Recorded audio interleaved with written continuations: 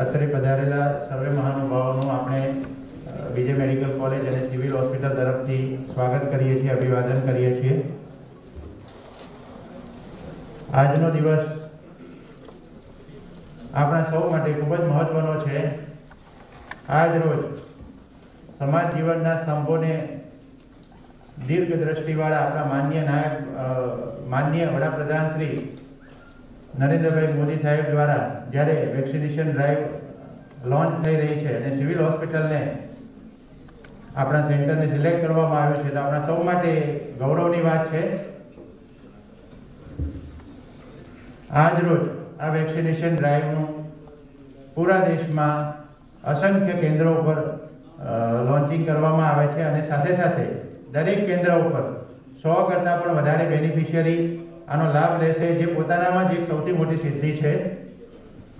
આ vaccination ડ્રાઈવનું launch થયા પછી 2020 થી જે કોરોના મહામારીને પૂરા વિશ્વને જેને બરડામાં લીધું છે એમાંથી આપણને સૌને મુક્તિ મળશે એવો અમને ચોક્કસ વિશ્વાસ છે। આજનો દિવસ એટલા માટે પણ મહત્વનો છે કે જ્યારે માર્ચ 2020 ની શરૂઆતમાં કોરોના મહામારી અહીંયા ફેલાવી હતી ત્યારે આપણા મુખ્યમંત્રી શ્રી વિજયભાઈ રૂપાણી સાહેબ દ્વારા આપણા જ કેમ્પસની 1200 બેડ હોસ્પિટલને ડેડિકેટેડ કોવિડ હોસ્પિટલ તરીકે જાહેર કરવામાં આવેલી અને આ હોસ્પિટલે અત્યાર સુધીમાં 50,000 કરતાં પણ વધારે કોરોના દર્દીઓની સારવાર કરી છે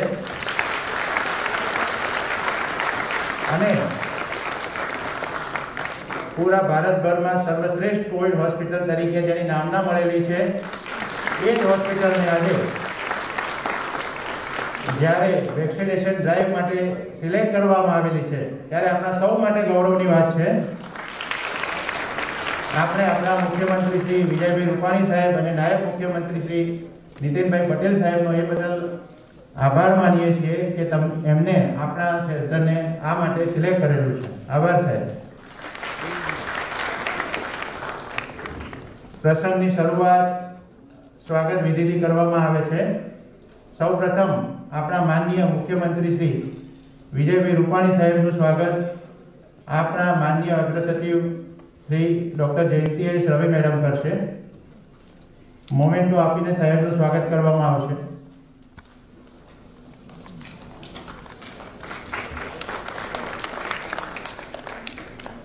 તાળીઓ ચાલુ રહેવી જોઈએ।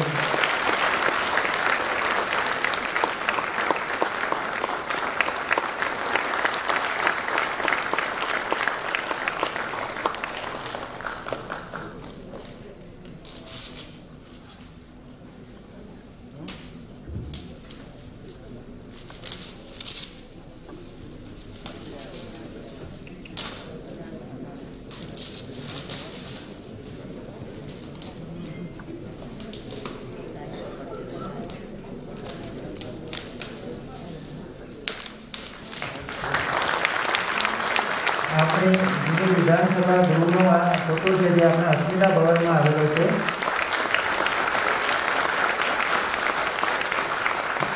અમે સાહેબને આજે સ્મૃતિ ચિહ્ન તરીકે સાહેબને આજે આ મોમેન્ટો આપીએ છીએ।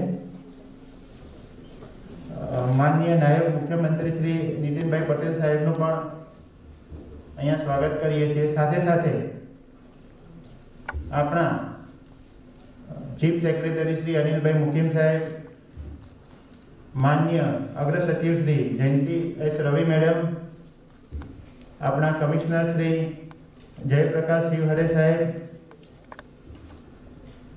अपना मिशन डायरेक्टर पंड्या साहेब, डॉक्टर केतन देसाई साहेब, सर्वेनु अमे आजना प्रसंग में स्वागत करीए छीए।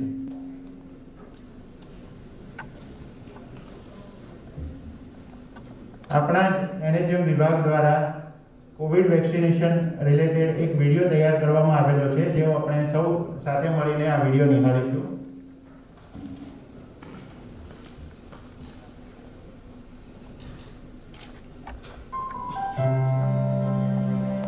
250 દિવસ પહેલા સુધી આ હતું આપણું ગુજરાત અને આ હતા આપણા ગુજરાતના ગામડાઓ।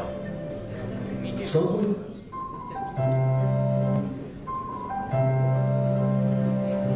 250 દિવસ પહેલા સુધી આ હતું આપણું ગુજરાત અને આ હતા આપણા ગુજરાતના ગામડાઓ. સૌ કોઈ આગળ વધવા, પોતાના સપના પૂરા કરવા દિન રાત એક કરી રહ્યા હતા. પોતાના પ્રિયજનો સાથે જિંદગી નિરાંતથી ગુજારી રહ્યા હતા. પણ અચાનક એક વાયરસ આવ્યો અને આપણા સપનાઓ, ઉમંગ અને આશાઓના જહાજ પર બ્રેક લગાવી ગયો.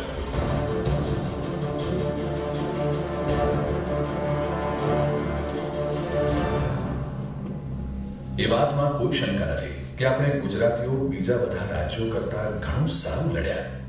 અને એ આપણે પોતે નથી કહેતા, એ કહે છે WHO, એમ્સ અને સુપ્રીમ કોર્ટ જેવી આદરણીય સંસ્થા. સદીઓથી આપણે ગુજરાતીઓ સંસ્કારી અને શિસ્તબદ્ધ પ્રજા છીએ અને શિસ્તબદ્ધ રહીને મોટી મોટી લડાઈઓ જીતનાર પ્રજા પણ છીએ. ફરી એકવાર એક ગુજરાતીએ દેખાડી દીધું મુખ્યમંત્રી શ્રી વિજયભાઈના આહવાન પર કે જે જરૂરી છે એ બધું કરીશું અને આ લડાઈ પણ જીતીશું. આપણે ન ભૂલ્યા નાક મોં ઢાંકવાનું, ન હળવાશથી લીધો 2 ગજની દૂરીનો મંત્ર. ઉત્સવ પ્રેમી અને ભક્તિ પ્રિય આપણે ગુજરાતીઓ નવરાત્રી, દિવાળી, સાતમ આઠમ, ઈદ જેવા બધા મોટા તહેવારોમાં પણ ભાન ન ભૂલ્યા. જનતા કર્ફ્યુથી લઈને રાત્રિ કર્ફ્યુ દરેક આદેશોનું અક્ષરશઃ પાલન કર્યું. ખરી યોદ્ધા તો આપણી માતાઓ બહેનો નીવડી.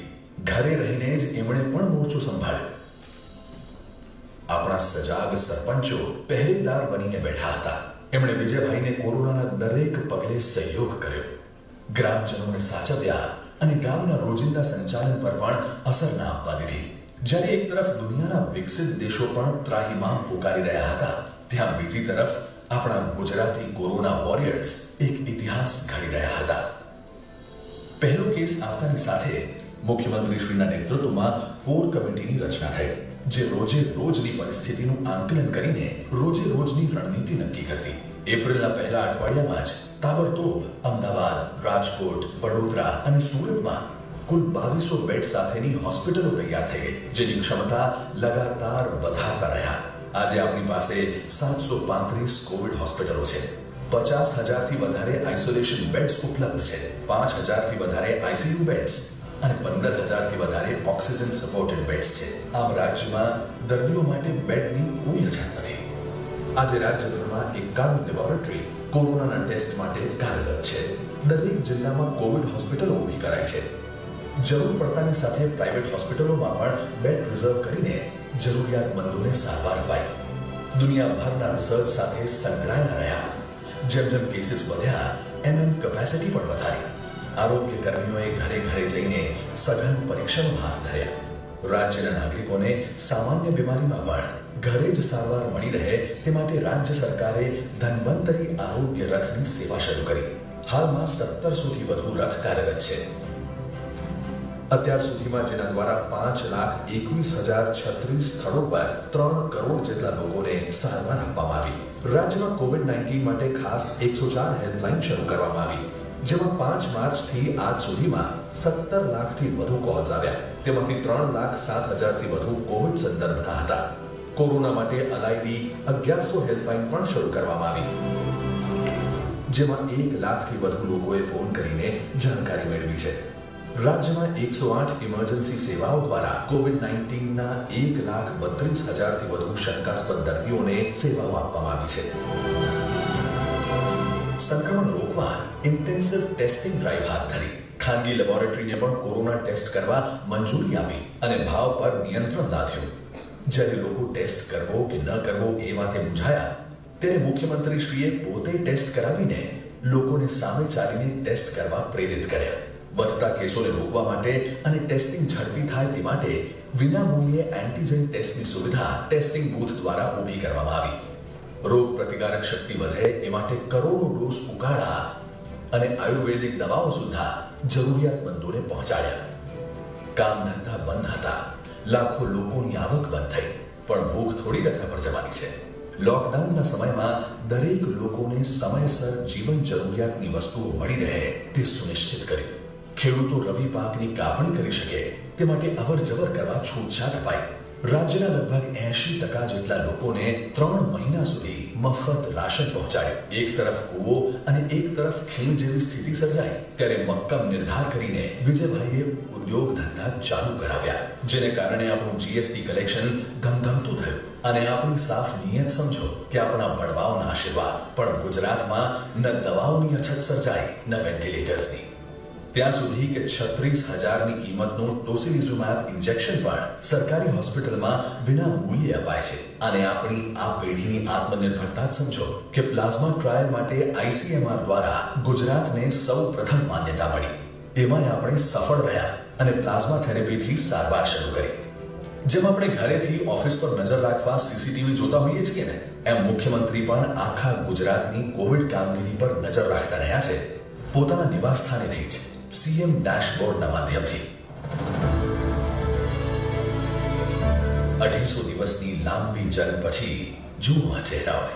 આજે વીર, ફાલ્ગુન, અભિનવ જેવા 2,42,000થી વધારે લોકો સાજા થયા ને પોતાના રોજિંદા જીવનમાં પાછા ફર્યા છે. કોરોના કેસોની સંખ્યાની દ્રષ્ટિમાં સમગ્ર દેશમાં અન્ય રાજ્યોની સરખામણીએ ગુજરાતનો ક્રમ 15મો છે. ગુજરાતમાં માત્ર 7,056 જ એક્ટિવ કેસીસ છે. આજે 43,000થી વધુ બેડ ખાલી છે. આજે રિકવરી રેટ 95.51% અને મૃત્યુ દર માત્ર 1.71% છે. ગુજરાત સરકારની કામગીરી પર રાજ્યની નામદાર હાઈકોર્ટે ટિપ્પણી કરતા કહ્યું કે જો રાજ્ય સરકારે કશું કર્યું ન હોત તો આપણે સૌ મોતને ભેટ્યા હોત. દિલ્હી એમ્સના ડાયરેક્ટર ડોક્ટર રણદીપ ગુલેરિયાએ તારીખ 8 મેના રોજ રાજ્યની હોસ્પિટલની મુલાકાત લીધી અને ત્યારબાદ નિવેદનમાં જણાવ્યું હતું કે ગુજરાતની હોસ્પિટલમાં કોવિડની એ જ પ્રકારની સારવાર અપાય છે જેવી અમારી એમ્સ હોસ્પિટલમાં અપાય છે. IIM અમદાવાદે એક રિપોર્ટમાં જણાવ્યું કે મુખ્યમંત્રીશ્રીએ મોરચો સંભાળીને સબળ નેતૃત્વ પૂરું પાડ્યું છે અને લોકો રાજ્ય સરકારના કામથી ખુશ છે. WHOએ કહ્યું કે ગુજરાતનું ધન્વંતરી મોડેલ એ બીજા રાજ્યો માટે પણ આદર્શ છે. રાજ્ય સરકારે રાજ્યના નાગરિકોને વૈશ્વિક ધોરણની સારવાર અને આરોગ્ય સેવા આ મહામારીમાં પૂરી પાડી છે. પણ આપણે યાદ રાખીએ કે હજુ કોરોના ગયો નથી. મેનેજમેન્ટમાં નંબર 1 આપણા ગુજરાતીઓ. આવો ફરી આપત્તિમાંથી અવસર શોધી કાઢીએ અને ગર્વ અપાવીએ દેશને અને આપણા પ્રધાનમંત્રી નરેન્દ્રભાઈને. નિર્ણાયક નેતા, મજબૂત સરકાર.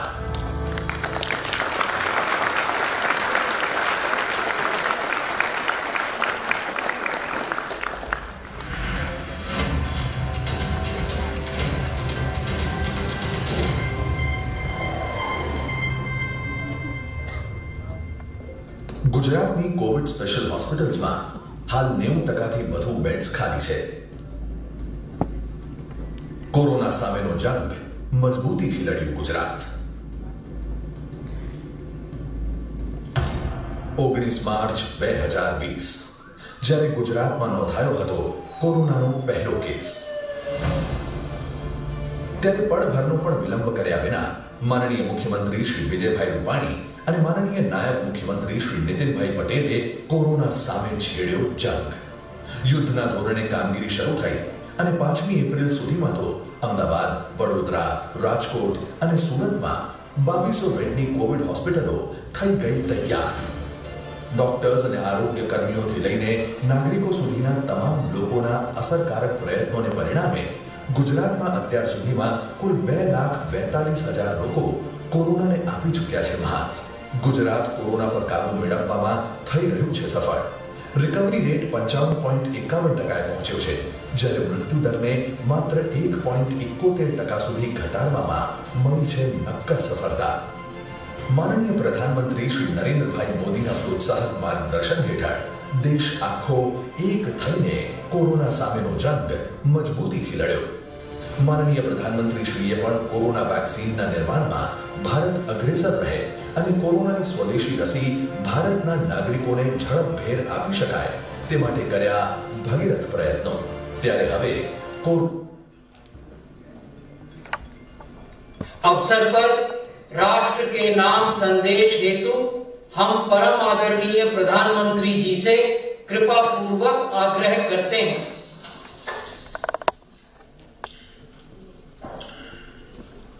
मेरे प्यारे देशवासियों, नमस्कार। आज के दिन का पूरे देश को बेसब्री से इंतजार रहा है। कितने महीनों से देश के हर घर में बच्चे, बूढ़े, जवान सभी की जुबान पर यही सवाल था कि कोरोना की वैक्सीन कब आएगी। तो अब कोरोना की वैक्सीन आ गई, बहुत कम समय में आ गई।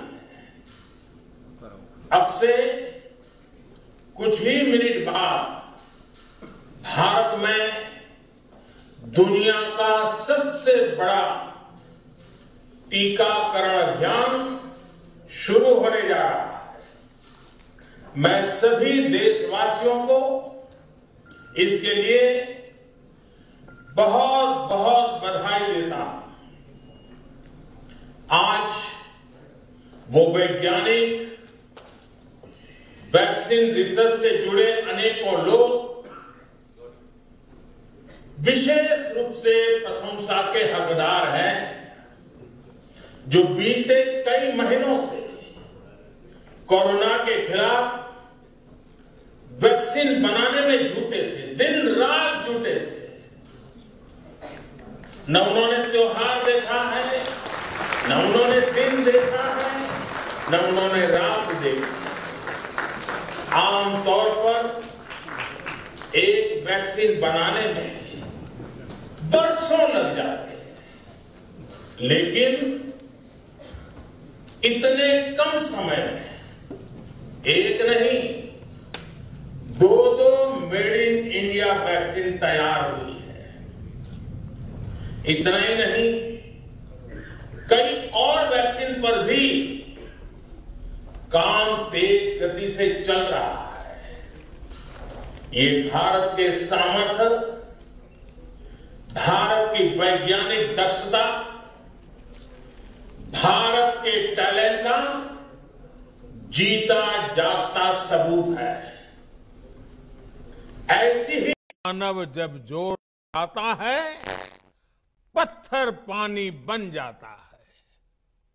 भाइयों और बहनों, भारत का टीकाकरण अभियान बहुत ही मानवीय और महत्वपूर्ण सिद्धांतों पर आधारित है। जिसे सबसे ज्यादा जरूरी है, उसे सबसे पहले कोरोना का लगेगा। जिसे कोरोना संक्रमण का रिस्क सबसे ज्यादा है, उसे पहले टीका लगेगा। जो हमारे डॉक्टर्स हैं, नर्सेस हैं, अस्पताल में सफाई कर्मी हैं, मेडिकल, पैरामेडिकल स्टाफ है, वो कोरोना की वैक्सीन के सबसे पहले हकदार है। चाहे वो सरकारी अस्पताल में हो या फिर प्राइवेट में, सभी को ये वैक्सीन प्राथमिकता पर लगेगी। इसके बाद उन लोगों को टीका लगाया जाएगा जिन पर जरूरी सेवाओं और देश की रक्षा या कानून व्यवस्था की जिम्मेदारी है। जैसे हमारे सुरक्षा बल हो गए, पुलिसकर्मी हो गए, फायर ब्रिगेड के लोग हो गए, सफाई कर्मचारी हो गए, इन सभी को ये वैक्सीन प्राथमिकता पर लगेगी। और मैंने जैसा पहले भी कहा है, इनकी संख्या करीब करीब 3 करोड़ होती है। इन सभी के वैक्सीनेशन का खर्च भारत सरकार द्वारा उठाया जाएगा।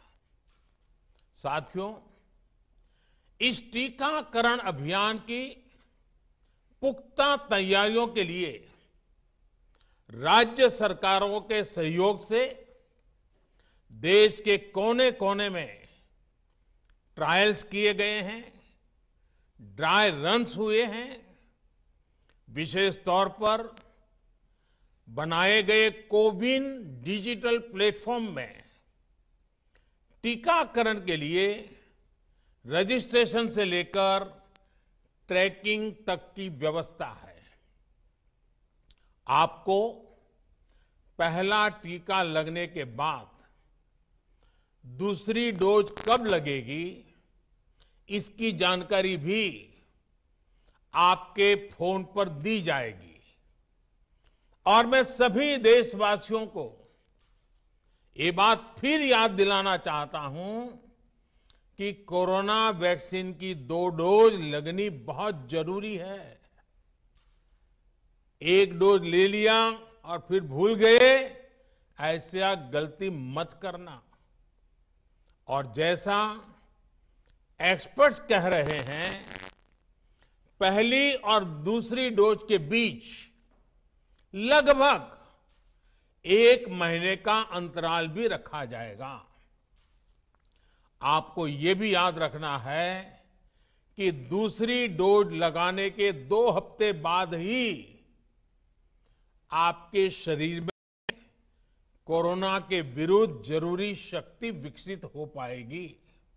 इसलिए टीका लगते ही आप असावधानी बरतने लगें, मास्क निकाल कर रख दें, 2 गज की दूरी भूल जाएं, ये सब मत करिएगा।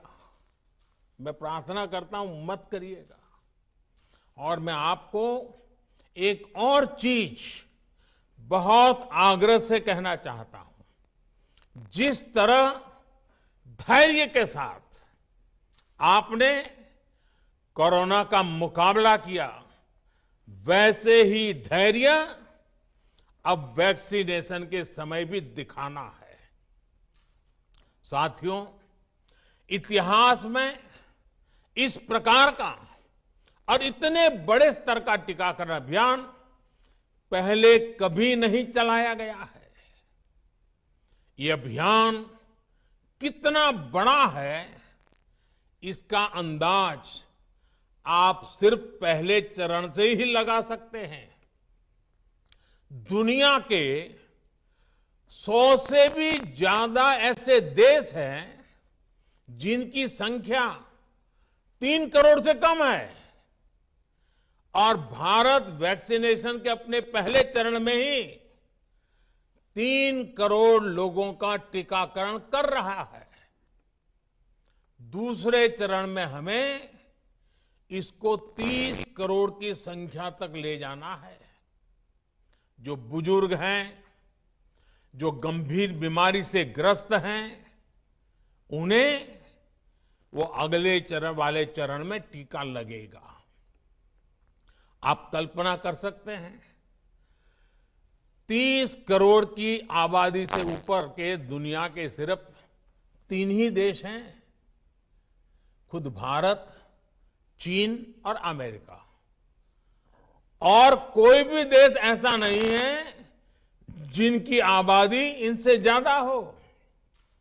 इसलिए भारत का टीकाकरण अभियान इतना बड़ा है, और इसलिए ये अभियान भारत के सामर्थ्य को दिखाता है।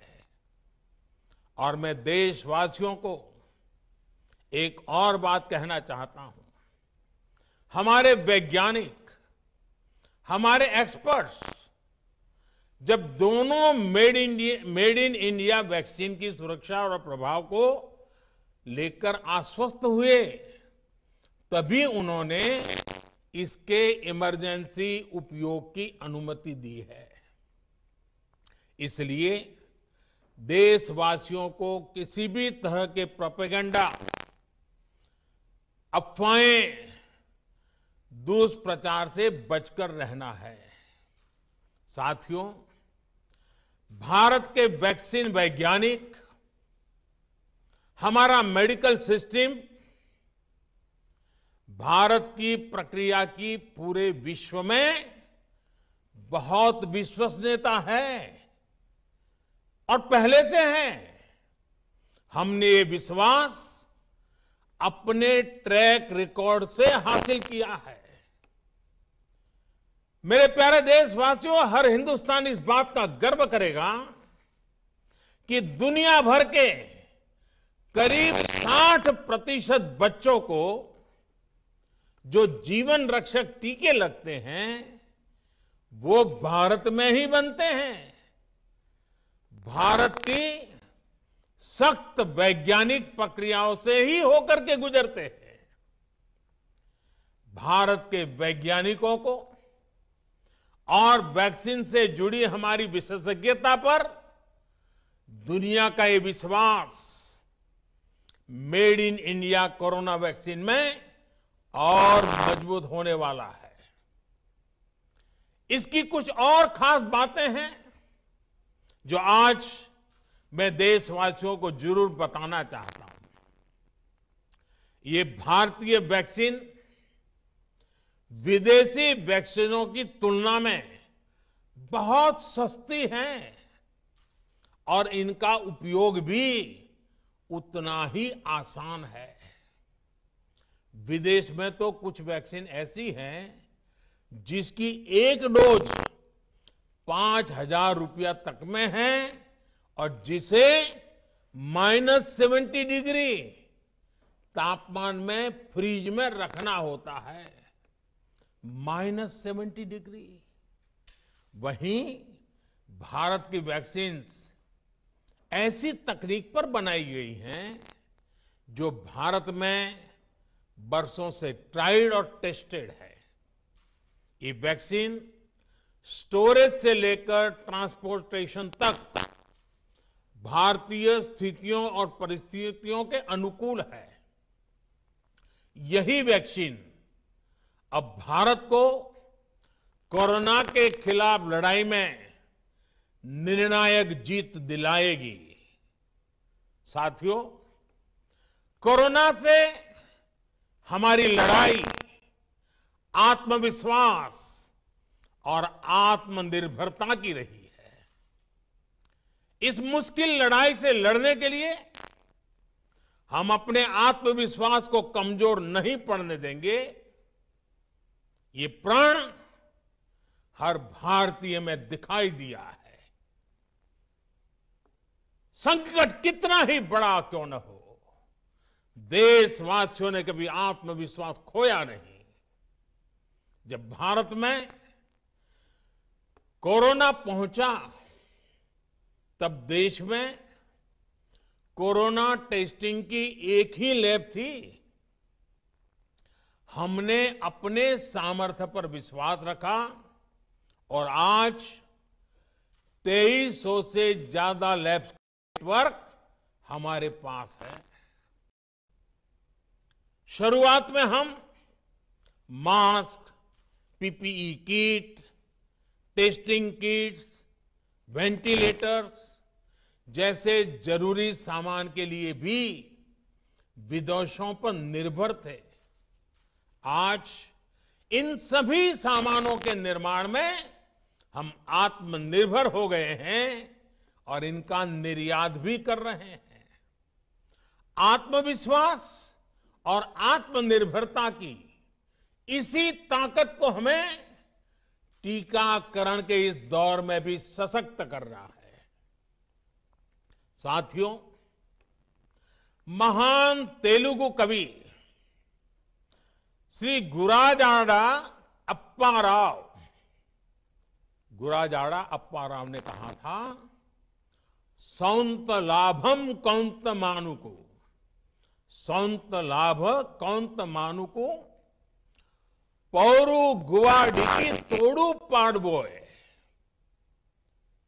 देश मंटे मट्टी कादोई, देश मंटे मनुष्य लोय। यानी हम दूसरों के काम आए, ये निस्वार्थ भाव हमारे भीतर रहना चाहिए। राष्ट्र सिर्फ मिट्टी, पानी, कंकड़, पत्थर से नहीं बनता, बल्कि राष्ट्र का अर्थ होता है हमारे लोग। कोरोना के विरुद्ध लड़ाई को संपूर्ण देश ने इसी भावना के साथ लड़ा है। आज जब हम बीते साल को देखते हैं तो एक व्यक्ति के रूप में, एक परिवार के रूप में, एक राष्ट्र के रूप में हमने बहुत कुछ सीखा है, बहुत कुछ देखा है, जाना है, समझा है। आज भारत जब अपना टीकाकरण अभियान शुरू कर रहा है तो मैं उन दिनों को भी याद कर रहा हूं। कोरोना संकट का वो दौर जब हर कोई चाहता क्या कि कुछ करें, लेकिन उसको उतने रास्ते नहीं सूझते थे। सामान्य तौर पर बीमारी में पूरा परिवार बीमार व्यक्ति की देखभाल के लिए जुट जाता है, लेकिन इस बीमारी ने तो बीमार को ही अकेला कर दिया। अनेकों जगह पर छोटे छोटे बीमार बच्चों को मां से दूर रहना पड़ा।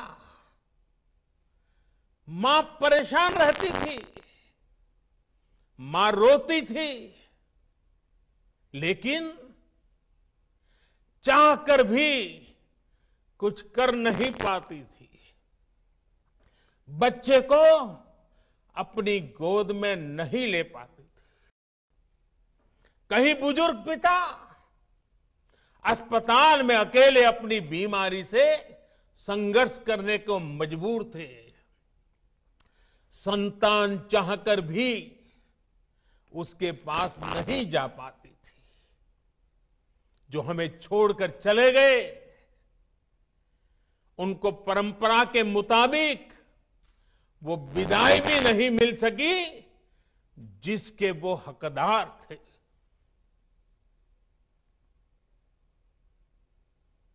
जितना हम उस समय के बारे में सोचते हैं, मन सिहर जाता है, उदास हो जाता है। लेकिन साथियों, संकट के उसी समय में, निराशा के उसी वातावरण में कोई आशा का भी संचार कर रहा था। हमें बचाने के लिए अपने प्राणों को संकट में डाल रहा था। हमारे doctor, nurse, paramedical staff, ambulance driver, ASHA worker, सफाई कर्मचारी, पुलिस के साथी और दूसरे फ्रंटलाइन वर्कर्स, उन्होंने मानवता के प्रति अपने दायित्व को प्राथमिकता दी। इनमें से अधिकांश तब अपने बच्चों, अपने परिवार से दूर रहे, कई कई दिन तक घर नहीं गए।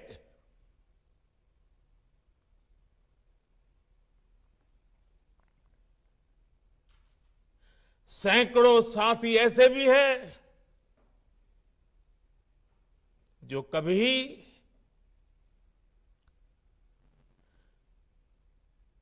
घर वापस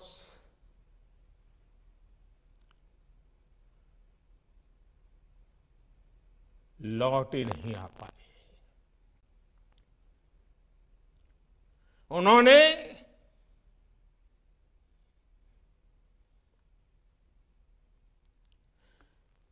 एक एक जीवन को बचाने के लिए अपना जीवन आहुत कर दिया। इसलिए आज कोरोना का पहला टीका स्वास्थ्य सेवा से जुड़े लोगों को लगाकर एक तरह से समाज अपना ऋण चुका रहा है। ये टीका उन सभी साथियों के प्रति कृतज्ञ राष्ट्र की आदरांजलि भी है। भाइयों और बहनों, मानव इतिहास में अनेक विपदाएं आई, महामारियां आई, भीषण युद्ध हुए, लेकिन कोरोना जैसी चुनौती की किसी ने कल्पना नहीं की थी। ये एक ऐसी महामारी थी जिसका अनुभव ना तो साइंस को था, ना ही सोसाइटी को था। तमाम देशों से जो तस्वीरें आ रही थी, वो खबरें आ रही थी, वो पूरी दुनिया के साथ साथ हर भारतीय को विचलित कर रही थी। ऐसे हालात में दुनिया के बड़े बड़े एक्सपर्ट्स भारत को लेकर तमाम आशंकाएं जता रहे थे। लेकिन साथियों, भारत की जिस बहुत बड़ी आबादी को हमारी कमजोरी बताया जा रहा था, उसको ही हमने अपनी ताकत दिया। भारत ने संवेदनशीलता और सहभागिता को लड़ाई का आधार बनाया। भारत ने 24 घंटे सतर्क रहते हुए, हर घटनाक्रम पर नजर रखते हुए सही समय पर सही फैसले लिए। 30 जनवरी को भारत में कोरोना का पहला मामला मिला, लेकिन इसके 2 सप्ताह से भी पहले भारत एक हाई लेवल कमिटी बना चुका था। पिछले साल आज का ही दिन था जब हमने बाकायदा सर्वेलांस शुरू कर दिया था। 17 जनवरी 2020 वो तारीख थी जब भारत ने अपनी पहली एडवाइजरी जारी कर दी थी। भारत दुनिया के उन पहले देशों में से था जिसने अपने एयरपोर्ट्स पर यात्रियों की स्क्रीनिंग शुरू कर दी थी। साथियों, कोरोना के खिलाफ लड़ाई में भारत ने जैसी इच्छा शक्ति दिखाई है, जो साहस दिखाया है, जो सामूहिक शक्ति का परिचय करवाया है, वो आने वाली अनेक पीढ़ियों के लिए प्रेरणा का काम करेगा। याद कीजिए, जनता कर्फ्यू कोरोना के विरुद्ध हमारे समाज के संयम और अनुशासन का भी परीक्षण था, जिसमें हर देशवासी सफल हुआ। जनता कर्फ्यू ने देश को मनोवैज्ञानिक रूप से लॉकडाउन के लिए तैयार किया। हमने ताली, थाली और दिया जलाकर देश के आत्मविश्वास को ऊंचा रखा। साथियों, कोरोना जैसे अनजान दुश्मन जिसके एक्शन रिएक्शन को बड़े बड़े सामर्थ्यवान देश नहीं भांप पा रहे थे, उसके संक्रमण को रोकने का सबसे प्रभावी तरीका ही यही था कि जो जहां है वो वहीं रहे। इसलिए देश में लॉकडाउन का फैसला भी किया गया। यह निर्णय आसान नहीं था। इतनी बड़ी आबादी को घर के अंदर रखना असंभव है, इसका हमें एहसास था। और यहां तो देश में सब कुछ बंद होने जा रहा था, लॉकडाउन होने जा रहा था, इसका लोगों की रोजी रोटी पर क्या प्रभाव पड़ेगा, अर्थव्यवस्था पर क्या प्रभाव पड़ेगा, इसका आकलन भी हमारे सामने था। लेकिन देश ने जान है तो जहान है के मंत्र पर चलते हुए प्रत्येक भारतीय का जीवन बचाने को सर्वोच्च प्राथमिकता दी। और हम सभी ने ये देखा है कि कैसे तुरंत ही पूरा देश, पूरा समाज इस भावना के साथ खड़ा हो गया। अनेकों बार छोटी छोटी लेकिन महत्वपूर्ण चीजों की जानकारी देने के लिए मैंने भी अनेक बार देशवासियों के साथ सीधा संवाद किया। एक तरफ जहां गरीबों को मुफ्त भोजन की व्यवस्था की गई, तो वहीं दूध, सब्जी, राशन, गैस, दवा ऐसी जरूरी चीजों की सुचारू आपूर्ति सुनिश्चित की गई। देश में व्यवस्थाएं ठीक से चले, इसके लिए गृह मंत्रालय ने 24/7 कंट्रोल रूम शुरू किया, जिस पर हजारों कॉल्स का जवाब दिया गया, लोगों को समाधान दिया गया। साथियों, कोरोना के विरुद्ध इस लड़ाई में हमने कदम कदम पर दुनिया के सामने उदाहरण प्रस्तुत किया है। ऐसे समय में जब कुछ देशों ने अपने नागरिकों को चीन में बढ़ते कोरोना के बीच छोड़ दिया था, तब भारत चीन में फंसे हर भारतीय को वापस लेकर आया।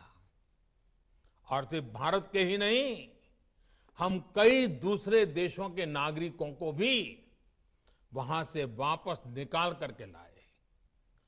कोरोना काल में वंदे भारत मिशन के तहत 35 लाख से ज्यादा भारतीयों को विदेशों से भारत लाया गया।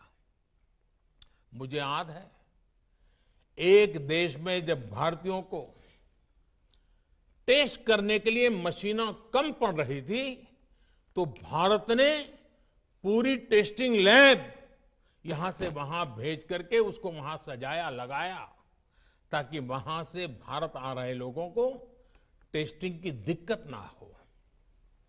साथियों, भारत ने इस महामारी से जिस प्रकार से मुकाबला किया, उसका लोहा आज पूरी दुनिया मान रही है। केंद्र और राज्य सरकारें, स्थानीय निकाय, हर सरकारी संस्थान, सामाजिक संस्थाएं कैसे एकजुट होकर बेहतर काम कर सकते हैं, ये उदाहरण भी भारत ने दुनिया के सामने रखा। इसरो, डीआरडीओ, फौज से लेकर किसानों और श्रमिकों तक सभी एक संकल्प के साथ कैसे काम कर सकते हैं, ये भारत ने दिखाया है। 2 गज की दूरी और मास्क है जरूरी, उस पर फोकस करने वालों में भी भारत अग्रणी देशों में रहा। भाइयों और बहनों, आज इन्हीं सब प्रयासों का परिणाम है कि भारत में कोरोना से होने वाली मृत्यु की दर कम है और ठीक होने वालों की दर बहुत अधिक है। देश के कई जिले ऐसे हैं जहां एक भी व्यक्ति को हमें कोरोना की वजह से खोना नहीं पड़ा। इन जिलों में हर व्यक्ति कोरोना से ठीक होने के बाद अपने घर पहुंचा है।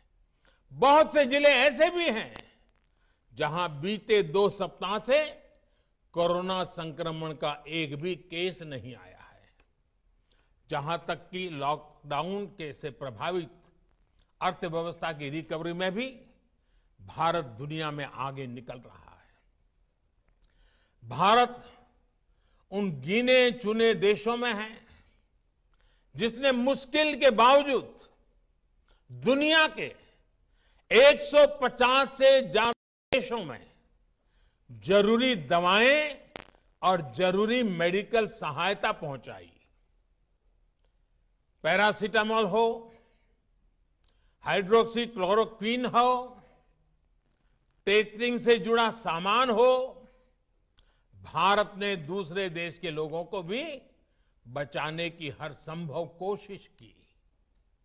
आज जब हम अपनी वैक्सीन बना ली है, तब भी भारत की तरफ दुनिया आशा और उम्मीद की नजरों से देख रही है।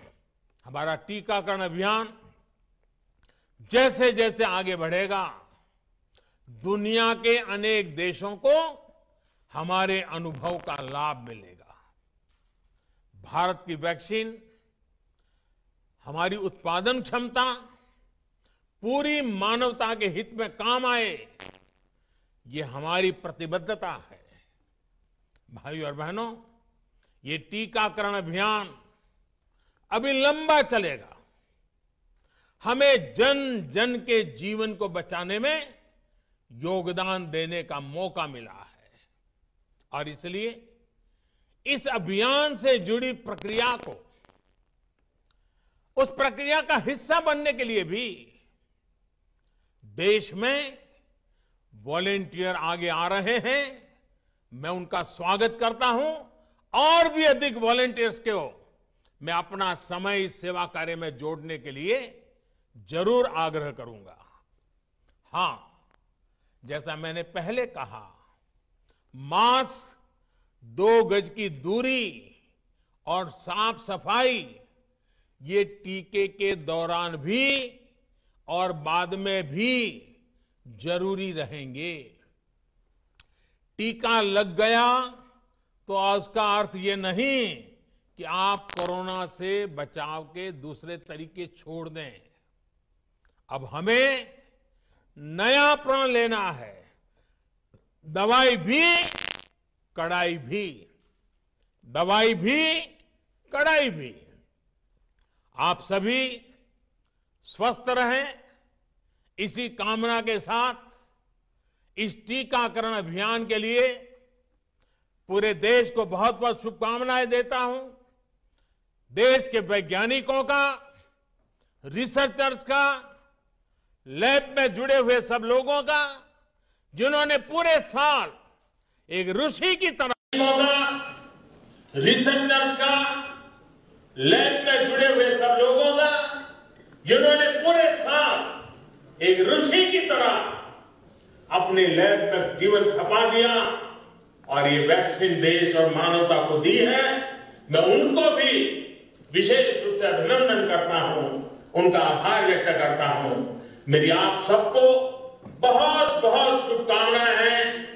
आप जल्द इसका लाभ उठाएं, आप भी स्वस्थ रहें, आपका परिवार भी स्वस्थ रहे, पूरी मानव जात इस संकट की घड़ी से बाहर निकले और स्वस्थता हम सबको प्राप्त हो। इसी एक कामना के साथ आप सबका बहुत बहुत धन्यवाद। प्रधानमंत्री जी से अनुरोध है कि रिमोट बटन दबाकर विश्व के सबसे बड़े वैक्सीनेशन कार्यक्रम का औपचारिक प्रारंभ करने की कृपा करें।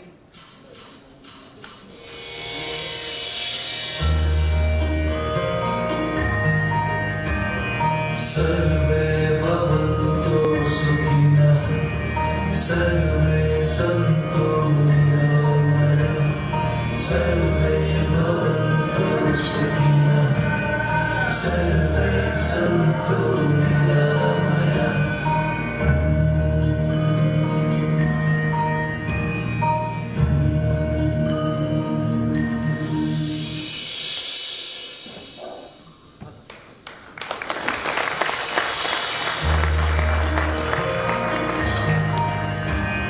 सर्वे भवन्तु सुखिनः, सर्वे सन्तु निरामयाः, सर्वे भवन्तु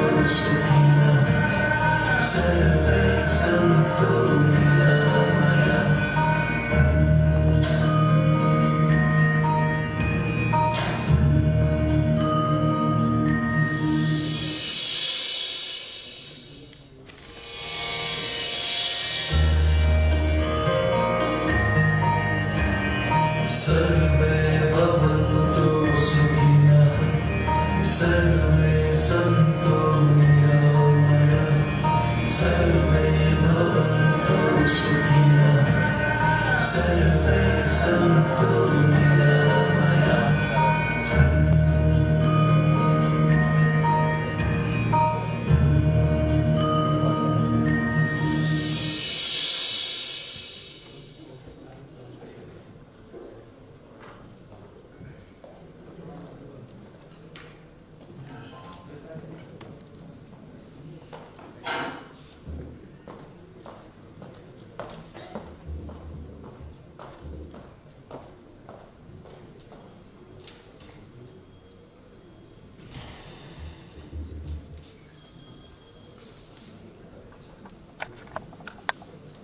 માનનીય વડાપ્રધાન શ્રી નરેન્દ્ર મોદી સાહેબનો વેક્સિનેશન ડ્રાઈવની શરૂઆત કરવા બદલ આપણે સૌ આભાર વ્યક્ત કરીએ છીએ.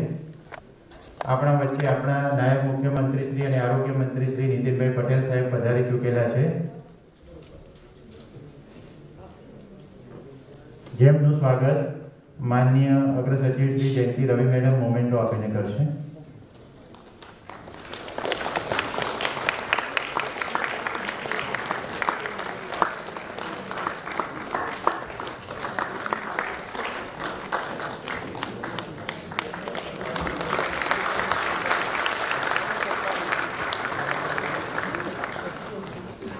આભાર સાહેબનો, મેડમનો આભાર. આ સાથે આજના પ્રોગ્રામમાં સૌ મહાનુભાવો પધાર્યા એ બદલ સૌનો આભાર. સૌ ડૉક્ટર્સ મિત્રો, પેરામેડિકલ સ્ટાફ અને સૌ મીડિયા કર્મીઓ પધાર્યા છે અને આ પ્રોગ્રામને અભિવૃદ્ધ કર્યો છે એ બદલ આપણે સૌનો આભાર માનીએ છીએ. અને આ પ્રોગ્રામ અહીંયા પૂરો થાય છે એના પછી ટ્રોમા સેન્ટર ખાતે વેક્સિનેશન ડ્રાઈવ જે શરૂ થયેલી છે એનું લાઈવ વેક્સિનેશન, એના પછી ત્યાં આઇસોલેશન એની વ્યવસ્થા કરવામાં આવેલી છે. સાથે સાથે આજના જે બેનિફિશિયરી છે જેમાં ડૉક્ટર છે, પેરામેડિકલ સ્ટાફ છે, ક્લાસ 4 સ્ટાફ છે, એનું લિસ્ટ પણ આપવામાં આવેલું છે. એ ત્યાં આજે વેક્સિન લે છે.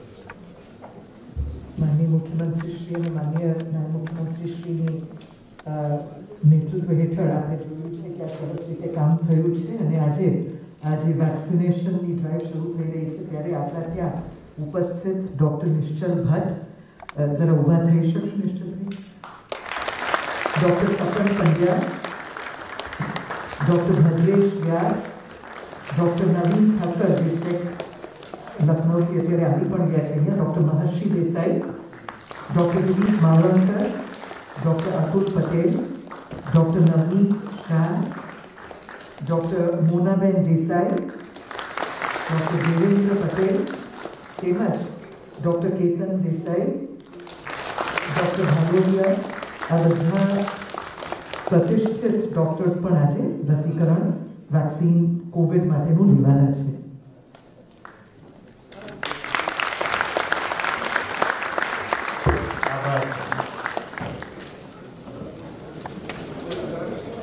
આપણા ડીન સાહેબશ્રીને હું વિનંતી કરીશ કે તે મહાનુભાવોને ટ્રોમા સેન્ટર સુધી લઈ જાય. આભાર.